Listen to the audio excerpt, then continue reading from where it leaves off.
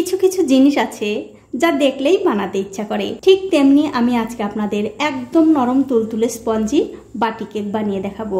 আশা করি এই বাটি কেকটা বানানো দেখার পর আপনাদেরও বানাতে ইচ্ছা করবে। তো বন্ধুরা, আর কথা না বাড়িয়ে আসুন দেখে নেওয়া যাক কিভাবে আমি বাটি কেক বানাচ্ছি।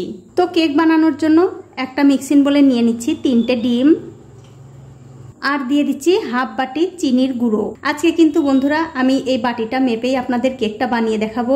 যেদিন আপনারা কেক বানাবেন অবশ্যই কিন্তু একটা পাত্র মেপে সব উপকরণ নেবেন, তাহলেই কিন্তু কেক বানাতে আপনাদের কোনো ভুল হবে না।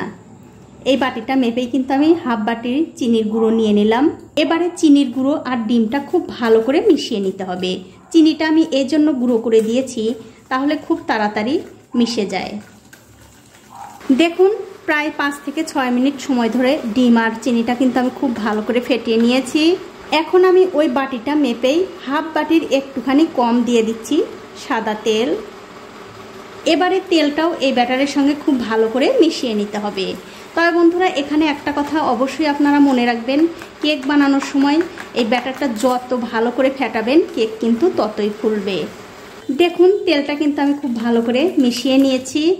এখন এর মধ্যে দিয়ে দিচ্ছি ওই বাটিটা মেপেই 1 বাটি ময়দা। তবে বন্ধুরা, ময়দার যদি আর একটু দরকার হয় তাহলে কিন্তু পরে দিয়ে দেব। আর দিয়ে দিচ্ছি সামান্য একটু বেকিং পাউডার আর সামান্য একটু বেকিং সোডা। এবারে সব কিছু দিয়ে আবারও খুব ভালো করে ফেটিয়ে নিতে হবে। দেখুন, ময়দা দিয়ে খুব ভালো করে এই ব্যাটারটা কিন্তু আমি ফেটিয়ে নিয়েছি। আর বন্ধুরা, আমার কিন্তু 1 বাটি ময়দাতেই হয়ে গেছে, আর ময়দা লাগেনি। তো আপনাদের কম বা বেশি লাগতে পারে, তবে আমি আপনাদের যেভাবে পাত্রটা মেপে দেখিয়েছি আপনারাও যদি ঠিক এরকম করেই করেন আপনাদের ব্যাটারও কিন্তু ঠিক এরকম হবে। আর এরকম ব্যাটারই আমাদের দরকার। এখন আমি এর মধ্যে দিয়ে দিচ্ছি হাফ চামচ ভ্যানিলা এসেন্স। ভ্যানিলা এসেন্স দিলে কি হয়, ডিমের যে একটা কাঁচা গন্ধ থাকে সেই গন্ধটা থাকবে না। এবারে ভ্যানিলা এসেন্স দিয়ে খুব ভালো করে আবারও ফেটিয়ে নিতে হবে। আর একটু সময় নিয়ে ধৈর্য ধরে ফেটাতে হবে, তাহলেই কিন্তু কেকটা ভালোভাবে ফুলবে। দেখুন, সব কিছু দিয়ে এই ব্যাটারটা আমি প্রায় 10 মিনিট ধরে খুব ভালো করে ফেটিয়ে নিয়েছি। এটা কিন্তু কেক বানানোর জন্য একদম রেডি হয়ে গেছে। আর দেখুন, ব্যাটারটা কিন্তু ঠিক এরকম হবে। এখন দেখতে পাচ্ছেন এখানে আমি ছোট ছোট 4টে বাটি নিয়েছি। এই বাটিতে করেই কেকটা বানাবো, তার জন্য বাটির মধ্যে দিয়ে দিচ্ছি 1 ফোঁটা করে সাদা তেল। তারপর এই তেলটা বাটির মধ্যে খুব ভালো করে ব্রাশ করে দিতে হবে। সবগুলো বাটির মধ্যে কিন্তু আমি তেল ব্রাশ করে দিয়েছি। এবারে এই বাটির মধ্যে সামান্য একটু করে ময়দা দিচ্ছি। বাটির মধ্যে যদি সামান্য একটু করে এরকম ময়দা দেওয়া যায় তাহলে কিন্তু কেকগুলো বাটির সঙ্গে আটকে যাবে না। সবগুলো বাটি কিন্তু আমার রেডি করা হয়ে গেছে। এবারে যে ব্যাটারটা আমি করে রেখেছি সেখান থেকে অল্প অল্প করে ব্যাটার এই বাটির মধ্যে দিয়ে দিতে হবে। তবে বন্ধুরা, এই বাটিটা ভরে ভরে কিন্তু ব্যাটার দেওয়া যাবে না। তার কারণ হচ্ছে এই ব্যাটারটা যখন ফুলবে তখন কিন্তু বাটিটা ভরে যাবে। তার জন্যই হাফ বাটি করে এই ব্যাটারটা দিয়ে দেবেন। দেখুন, সবগুলো বাটির মধ্যেই কিন্তু আমি ব্যাটার দিয়ে দিয়েছি।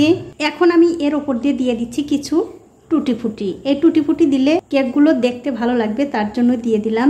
আপনাদের ঘরে যদি থাকে তবেই দেবেন, না থাকলে দেওয়ার কোনো দরকার নেই। আর আমার এই ছোট্ট চ্যানেলটি যারা সাবস্ক্রাইব করেছেন তাদেরকে অনেক ধন্যবাদ। আর যারা সাবস্ক্রাইব করেননি তাদেরকে সাবস্ক্রাইব করে নেওয়ার অনুরোধ রইল। দেখুন, সবগুলোর উপরেই কিন্তু দিয়ে দিলাম। এখন একটা কড়াইয়ের মধ্যে কিছুটা লবণ আর একটা হাঁড়ি স্ট্যান্ডে বসিয়ে দিয়েছি।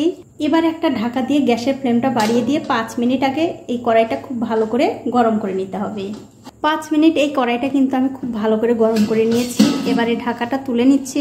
তুলে নিয়ে এর মধ্যে এরকম একটা থালা বসিয়ে দিতে হবে, যাতে করে বাটিগুলো খুব ভালোভাবে বসতে পারে। এবারে যে বাটিগুলো আমি রেডি করে রেখেছি সেই বাটিগুলো একটা একটা করে দিয়ে দিচ্ছি। বাটিগুলো খুব ভালো করে বসিয়ে দেওয়ার পর আবার ঢাকা দিয়ে গ্যাসের ফ্লেমটা বাড়িয়ে দিয়ে 5 মিনিট আগে হাই হিটে এই কেকটা হতে দেব। গ্যাসের ফ্লেমটা 5 মিনিট হাই হিটে রাখার পর এবারে গ্যাসের ফ্লেমটা মিডিয়ামে দিয়ে এই কেকগুলো আমি 20 থেকে 25 মিনিট বেক করে নেব। তো বন্ধুরা, 25 মিনিটের আগে আমি ঢাকাটা একবার তুলে নিচ্ছি। তার কারণ অনেক সময় দেখা যায় কেকগুলো ফুলে উঠে টুটি ফুটিগুলো কেকের মধ্যে চলে যায়, ওপর দিয়ে থাকে না, দেখতে খুব একটা ভালো লাগে না। দেখুন, কেক ফুলতে শুরু করেছে আর টুটি ফুটিগুলো কিন্তু কেকের মধ্যে চলে যাচ্ছে, মানে ভিতরে ঢুকে যাচ্ছে। তার জন্য আমি কি করব, আরও কিছু টুটি ফুটি আমি ওপর দিয়ে দিচ্ছি। এতে করে কেকগুলো দেখতে ভালো লাগবে। আর কথাই আছে, যে জিনিসটা দেখতে ভালো লাগে সেই জিনিস খেতেও ভালো লাগে। দেখুন আমি আবার কিন্তু সবগুলোর উপরেই দিয়ে দিলাম। এবারে আবার ঢাকা দিয়ে এই কেকটা আমি বেক করে নেব। ঠিক 25 মিনিট পর গ্যাসের ফ্লেমটা বন্ধ করে দিয়ে এই ঢাকাটা আমি তুলে নিচ্ছি। আর দেখুন বন্ধুরা কত সুন্দর কেকটা হয়েছে, একদম কিন্তু ফুলে ফুলে টইটুম্বুর।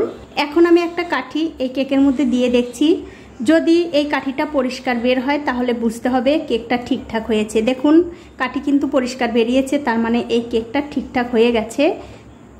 এখন আমি খুব সাবধানে এই কেকের বাটিগুলো তুলে একটু ঠান্ডা করে নেব।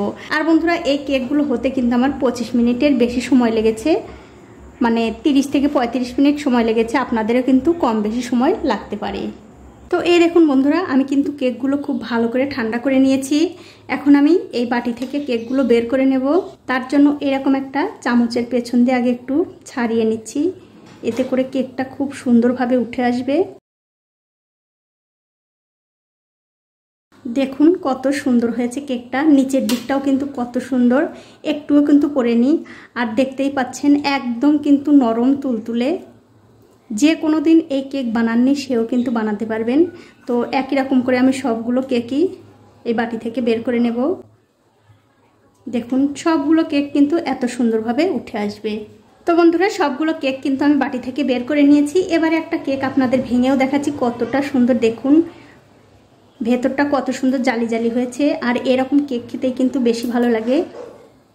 তো বন্ধুরা আমার আজকের এই কেকের রেসিপিটা আপনাদের কেমন লেগেছে? যদি ভালো লেগেই থাকে অবশ্যই একটা লাইক, কমেন্ট আর শেয়ার করতে ভুলবেন না।